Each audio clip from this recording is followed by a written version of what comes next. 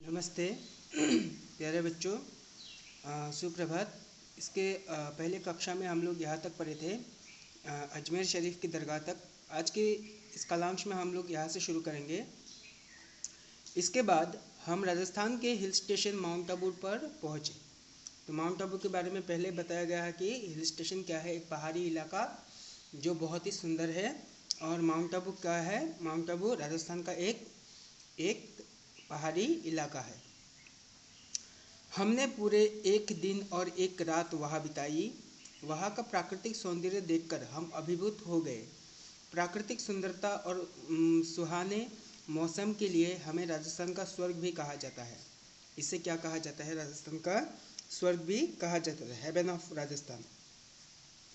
यहाँ का ऐतिहासिक मंदिर और प्राकृतिक खूबसूरती पर्यटकों को अपनी ओर आकर्षित करती है।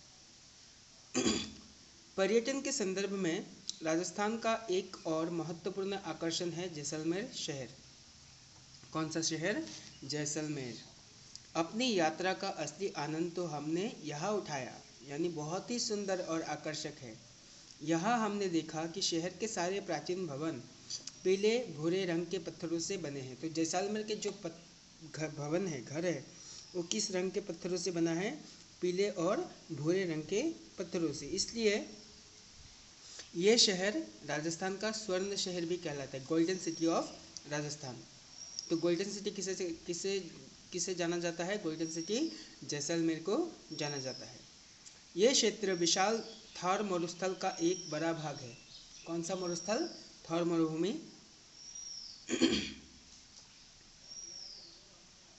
थार मरुस्थल का एक बड़ा भाग है, जिसके कारण यह केवल रेत ही रेत दिखाई देता है। पूरे इलाके में विभिन्न आकार प्रकार के बालू के ऊंचे ऊंचे टीलों का विशाल सागर सा दिखाई देता है। यानी पूरा का पूरा इलाका जितना दूर आंख जाता है उतना दूर ही क्या दिखाई देता है? उतनी दूरी पर ही रेत दिखाई देते हैं। रेत के टीलों का ये अथाह सागर राजस्थान का असल एहसास कराता है। यानी राजस्थान क्या है? राजस्थान बोलने से हमारे दिमाग में आता है कि एक रेतीला इलाका, जहाँ पूरा का पूरा इलाका बालू से ढका हुआ है। रेत के टीलों का ये अथाह सागर राजस्थान का असल एहसास करता है। सूर्यास्त के समय ये काफ़ी खूबसूरत नज़ारा होता है। यानी पूरा का पूरा शहर एकदम चमकीला, एकदम गोल्ड के जैसा, सोने के जैसा चमकता रहता है। इस विशाल रेगिस्तान में भी सभी पर्यटक ऊँट की सवारी का आनंद अवश्य उठाते हैं। हमने भी ऊँट की सवारी का आनंद उठाया। शुरू में तो इतने ऊँट की पीठ पर चढ़ते हुए मुझे बहुत डर लग रहा था, मगर साहस करके एक बार चढ़ने के बाद जब ऊँट अपनी लचकदार लंबी गर्दन हिलाते हुए रेत पर चलने लगा तो मुझे बड़ा मज़ा आया। ऊँट की सवारी करते हुए मुझे लग रहा था मानो मैं युद्ध में जा रही हूँ, कोई राजपूत वीरंगना हूँ। उस क्षण को याद करके मैं अब भी रोमांचित हो जाती हूँ। यानी अपने आप को बहुत क्या हुआ? राजपूताना परिवार से होने का महसूस हुआ।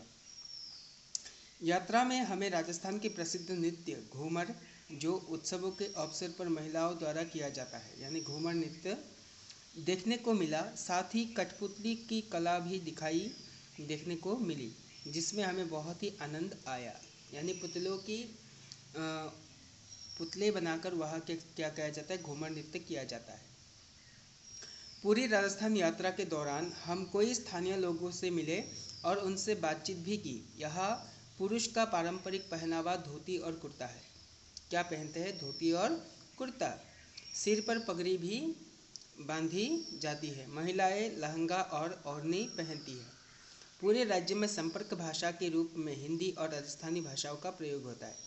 कौन सा भाषा? राजस्थानी और हिंदी भाषा का प्रयोग होता है। हिंदी समझने और बोलने वाले लोग पूरे राज्य में कहीं भी अपने को अजनबी महसूस नहीं करने देते।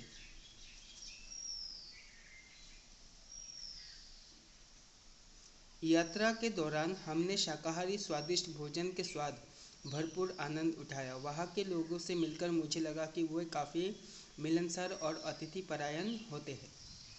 यानी भारत के जो राजस्थान क्षेत्र है, उस क्षेत्र में जो निवासी रहते हैं वो लोग क्या करते हैं?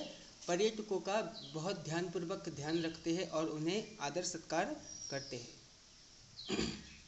रेगिस्तानी इलाके में बरसात बहुत कम होती है और यहाँ पानी भी सहज ही उपलब्ध नहीं होती। गर्मी के मौसम में तापमान भी काफ़ी अधिक हो जाता है, लेकिन राज्य के दूसरे हिस्से में मौसम सामान्य रहता है। यह एक अति मनोरम और विविधताओं में भरा हुआ राज्य है। हमारी छुट्टियां समाप्त हो रही थी।